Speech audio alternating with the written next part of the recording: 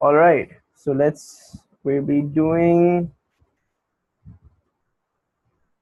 Math B3, Feb March 2017, and I will be solving like in completely solving this paper on spot. Uh, However, I will speed up a bit of the areas where it's just very simple algebra, so that it's not an unnecessarily long video. Okay, so you have to solve this particular equation and you have to give your answer to three decimal places. Remember, as they've already detailed in the instructions on the first page, in fact, you can see them if you want, that if you have a non-exact numerical answer, you give it to three significant figures or one decimal place in the case of angles, in degrees though, not in radians. So that's what the expectation is, unless of course they've told you in the question, which they have in this case. Now a lot of people might make the mistake here that they think, okay, it's ln1 plus 2x, so we can break this into ln1 plus ln2x, or we can break this into ln1 into ln2x. It doesn't work like that. The property that we've studied, if I go just write it down here, is that well, log or ln, the properties are the same for both, because ln is just log base e, so it's still a logarithm, right? Is that if you have ln a plus ln b, so if two of these are adding, or like subtracting would give you division, but if they're adding, then inside the brackets you could just multiply a and b. This is the same thing, like you could equate this to ln ab. That is not the case here, where they have an addition sign inside the brackets. So just don't get mixed up between these two different cases. So here, what you really needed to know was how your exponential and your ln were antifunctions. So exponential, if you apply exponential on both sides, again, remember, if you're applying exponential on both sides, whatever is there is going to go up into its power. That's what happens when you apply your exponential. Rather than writing 2e, it'll be e square, for example. Since your ln and your exponential are antifunctions in this particular case, you can cut them out, giving 1 plus 2x, or I believe it's what is it? Yeah, it's 2 power x, sorry. So 1 plus 2 power x, you have e square. That means 2 power x is e square minus 1. Here you can apply log or ln, doesn't matter, because you will be applying in both cases. So you can apply, let's say, ln here. That'll give you ln 2. Now the x was the power here, but if you remember, your properties of log, you can basically take that power and put it as a multiple on the side, as I have done. And since you're applying on both sides, you get this. You make x the subject, e square minus 1 upon ln 2. You pop this into your calculator. I believe you're getting, what are you getting? You're getting 2.676, again rounded off to 3 decimal places, as that was the requirement of the question. Okay, so question 2, you have to solve this inequality, and to do so you need to get rid of the modulus sign. And like there are a lot of ways you can do this, in fact. But the way that I find the easiest, and that I just do everywhere, is just to think of your modulus as something that needs to ensure that the output you get from the modulus is positive, right? If you square both sides, that continuously positive output condition is kind of preserved, which is why if you square both sides, you can then get rid of your modulus. And that's the method that I prefer to use. So I can simply write this as x minus 4 squared less than, I'm going to be squaring this entire side, remember. So I can simply write this as 2 square. This is going to be 4, by the way. So like 2 square into 3x plus 1 square, right? And now you just simplify for a bit. Right, so I'll just leave the steps in case someone wants to go through them, but like I don't think they should trouble anyone, which is why I just skipped over them. There's just one thing to take note of here. What I've done is I've basically multiplied both sides with your minus sign. uh, so like instead of 35 minus 35x square, you're going to put positive 35x square and so on. But when you do so, when you multiply both sides with your minus sign, or where you're basically taking minus minus, wherever minus minus is kind of canceling out in one way or the other, uh, from your right side to your left side, either by dividing it by minus one or multiplying it by a minus sign, multiplying the entire thing by a minus sign, your sign flips. So instead of this is less than zero, it becomes greater than zero. So that's one thing you need to take care of. You can then use the quadratic formula to get two critical values of x. However, you could check these two values by just popping this polynomial into your calculator. You can get the values directly from that.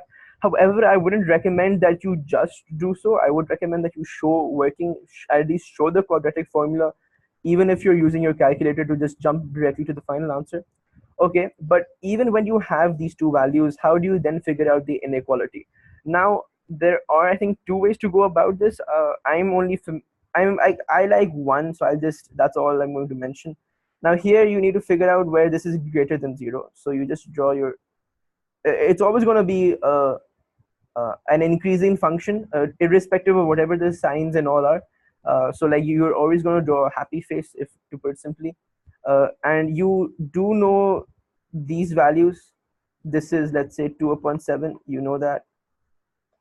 This is minus 6 upon 5. Obviously, this is going to be towards the left of 2 upon 7, which is why I know I know that 2 upon 7, for example, is going to be larger than minus 6 upon 5, which is why I've kept it on the right intercept rather than the left intercept. So be a little careful of that. And you have to find give the inequality where this is greater than 0, right? So this particular bit is not greater than 0, and it's in fact going below the line, below the axis, right? So the range of x values between minus 6 upon 5 to 2 upon 7 aren't going to be the ones you want, because those values do not lead to a function that is greater than 0. Values that do lead to a function that are greater than 0, as you can see here, are values towards the left of this, or values towards the right of this, right? Because of that, you can safely say that x should be greater than 2 upon 7, or x should be less than minus 6 upon 5, and that would be your final answer. You would add greater than equals to if the question, like if the sign here had been greater than equals to, like, that would have been given in the question. So then you would just add greater than equals to or less than equals to wherever you just added your greater than or less than sign, and that's basically your final answer. And we proceed. By sketching suitable graphs, okay, show that the equation e power minus of x is equals to 4 minus x square has one positive root and one negative root. So basically, it's going to you'll draw a line, sorry, a curve y is equals to e power minus x. Draw this. You'll draw y is equals to 4 minus x square. You'll do that, and you just show their points of intersection, and hence you will figure out that it has one positive and one negative root. So drawing the one on your right, this one is going to be a little more simple. You can just see, like, if you have x0, y is 4, hence you have your y-intercept, and if you want to figure out your x-intercept where y is 0, you can clearly see this will just flip over to the other side, like this will go here. It'll be x squared is equals to 4. So where y is 0, x will be equals to plus minus 2. You can use your calculator to help you with that. Right, it does have a minus sign. if it does have a minus sign, just associate minus with negativity, bro. So like you draw a sad face. So if I were to roughly draw it, because you have to just roughly draw it, it's only of 2 marks, right? You just need to show it has a positive and a negative intersection with the other curve that you're going to draw. So you have your y-axis, you have your x-axis, and you know that this particular curve intersects has a y-intercept of 4, and when y is 0, it has x-intercepts of 2 and -2, and you know it has a maximum value in a way that uh, it's going to be a sad face because there's a negative sign here. And you could figure out that maximum value by differentiating this if you wanted to. If you wanted to, you could just simply, if you want to be that accurate, you would simply get minus 2x, and you'd pop this 0 to get the maximum value, which x would be 0. But even if you didn't differentiate, it was kind of obvious that if that since this is +2 and this is -2, that's where it's cutting the x-axis, and this is its maximum value. Like if this is same, if these two distances are the same, the maximum value would be where it's going to be cutting your y-axis. Anyhow, just don't, if you didn't get that, just forget it. If you want to be a little accurate, just differentiate it to figure out its maximum value, which is again going to be where x is 0 and y is 4. It's y-intercept. So you just can draw it like this, and you've got it, right? Now you need to draw the equation. So you need to draw this, which is slightly more tricky. So what does your normal exponential curve look like? Let's take this to a different slide, in fact. Okay, so let's just try to keep this as simple as possible. Your normal exponential curve looks something like, it starts here, like whatever values of x, so really like almost horizontal but not really quite, and it increases at like accelerating at an exponential rate and goes up. Again, it's never really quite vertical, and that's the idea. So here, if it's y is equals to e power x, for example, if you have x to the power x is -100, it would be pretty close to 0. If you have x is -1 into 10 to the power 30 or 40, for example, that will also like really go towards the left, and it will give you a value of y that is really, really, really close to 0. However, this would never really touch your x-axis, right? So it would never really be 0. Your intercept here is going to be 1, because where x is 1, so where x is 0, if you put y e power 0, anything raised to the power 0 is going to be 1, right? So where x is 0, y is 1. So that's your intercept. And that was for if you had y is equals to e power x. What if you had y is equals to e power minus x? What happens then? Then if you think about it, and it would be helpful if you just put in a few values of x in your calculator, some negative values, some positive values, just to get a particular trend. The idea here is then, if you add a super negative value of x, because of the negative sign, since it's minus x, it becomes e raised to something that is positive. So if I added like x is equals to -5, for example, this will not be e is raised to something that is negative, because minus and minus cut jayega, and then that will give you e power 5, which would be a, I don't know, like some things like 2 point something. You just multiply, right? Just pop that into your calculator. But the idea here is, the more negative values of x you put, the greater your y value is. So what we were getting here we're getting the more positive values of x you put, the greater your y value was. So since you here, for more negative values of x, you get a greater y value, you kind of flip that. and then this never really becomes horizontal, nor does it touch the x-axis. So in this particular case, what happens over here on your left, super negative values of x gave you a very low value of y. What happens on your right, that's super positive values of x, because if you put a positive value in x, since there's a minus sign, it would just overall be raised to something that is negative.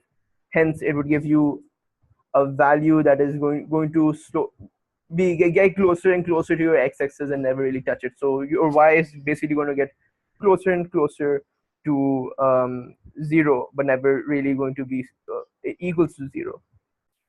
So what happens when it's y is equals to e power minus x upon 2, which is the case, which is what we have. Now, it really helps us to take a few values in your calculator to help visualize this. So let's say we're just taking negative values for now, just to help us better understand this particular region, which is more important in our case. So let's say you had just taken -5, which will give you e power raised to power 5. So if you had like -5 of x, that should give you like around approximately 150. If you had, let's say, you took x is -10, which gives you e power 10. So for -10, you have, let's say, 22,000, more or less. And let's just take another value. Let's say let's take a smaller value. So let's say something around lines of -3. So if you have -3, this should give you e power 3, that is around approximately 20. Now do the same here. If you take -5, that gives you e power 2.5, because it's halving, right? So you get 12.2. If you take -10, that gives you e power 5, that is 148. If you if you took 3 -3, that's e power 1.5. It gives you a very small value of around about 4.5. So the idea here is, what I'm trying to show you is that for the same values, if you look here, for the same particular values, if like this is 3, if this is 5, and this is 10, the curve that we're going to draw is going to lie beneath the curve that would have existed if we had y is equals to e power minus x.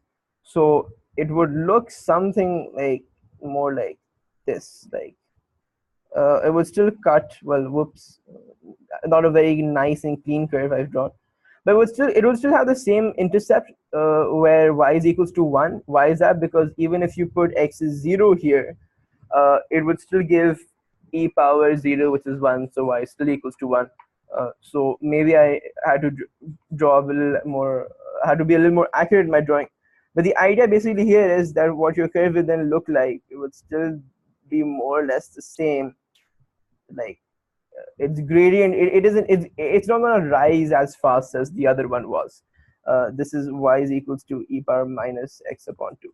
That's the only difference. And for a 2-mark question, they're not really looking for you to be very particular about this, I don't feel. But yeah, but like draw something along these lines. So if we do so, get this is y is equals to e power minus 1 upon not 1 upon x. You get, it was x upon 2, right? And what they wanted you to see, that how one of its roots was positive, which is true here because the value of x you will get for this is going to be positive, and one of its roots is negative, which is true here because the value of x you get for this is negative. And that's all they wanted from this question. I did take a little more time than I perhaps initially expected in explaining the exponential curves. But that is a concept that a lot of people do struggle with. And as you can see, I had to really just quickly review it myself. Okay, so verify by calculation that the negative root lies between -1 and -1.5. Alrighty. Okay, so what was the equation that we had? We had this is okay. So if we just rearrange this a bit, if we put this as e raised to the power minus x upon 2, right? That was on our left hand side. Minus 4 plus x square is equals to 0. Let's write it as this. So I've just taken this, taken on the other side. Now you input values of x, which are -1 and -1.5. Let me just pop this into my calculator and do this. All right, and if you input these values, what you should be noticing is that you get one negative value and one positive value. What is this? These values.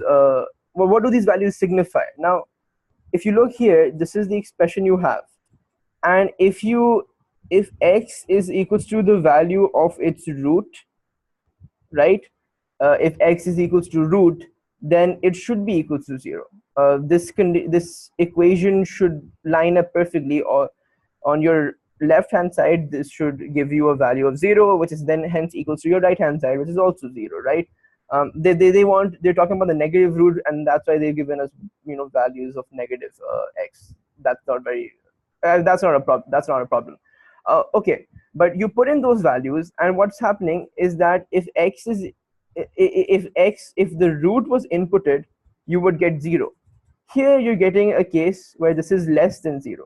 Here you're getting a case where this is greater than 0, which clearly indicates that, well, it has to be, let's say, less than -1 but greater than -1.5, because what's happened is between these two particular values there was a case where a particular value of x, if you had put it in this particular expression, would have given you a value of equals to 0, which is what you want. If it's equal to 0, then it is your root. So since one value is in negative and the other value is positive, you can conclude that the negative root lies between this value and this value. That's the idea. And now they've given you the iterative formula to determine this root correct to 2 decimal places and give the result of each iteration to 4 decimal places. So what you basically do in iteration, and let me just write this down. So you start off, you can start off with whatever they haven't told you here. So start off with either one of these values, I would say, because the idea is the iterative formula is basically going to help you converge or sandwich down to the actual value of x that gives you your root. So it doesn't really matter that much which value you start off with, but what happens, you start with the value. So a value of x, you input this into the formula,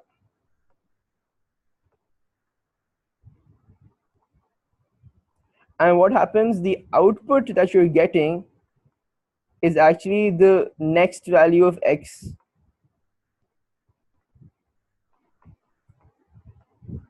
to input, in fact, and then you take this and you input into the formula.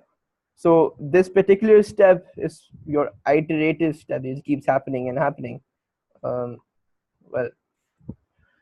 Until the amount of decimal places they have signified, this becomes the value that you're getting, it's constant. So for example, if I'm getting 0.4568, and let's say I got 0.4563, 0.4569, 0.4567, but then for two consistent iterations I got 0.4568. Because they want the result of each iteration to 4 decimal places, I just stop here, take this value, and then round it off to 2 decimal places.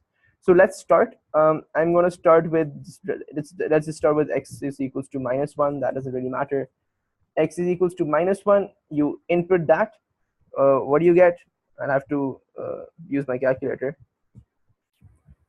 All right, so there you go. And what basically you're doing is you start off, let's say, with x is -1. You got this. You're going to take this, and it's where you had inputted x is -1 in this particular formula, you're going to input this particular value, right? Then you got this. You take this and you input it into the formula again. And then you get this, and then you input it to get this, and so on. And in this particular case, I had a lot of iterations because it was to 4 decimal places. And also a bit silly of me, we know that it's between -1 and -1.5. Perhaps the amount of iterations would then depend on which particular value of x you start off with. Obviously, if you're going to start off with the extreme values between which it is centered, there's a higher probability it'll take a longer time, but you'll get there in the end, so it doesn't really matter.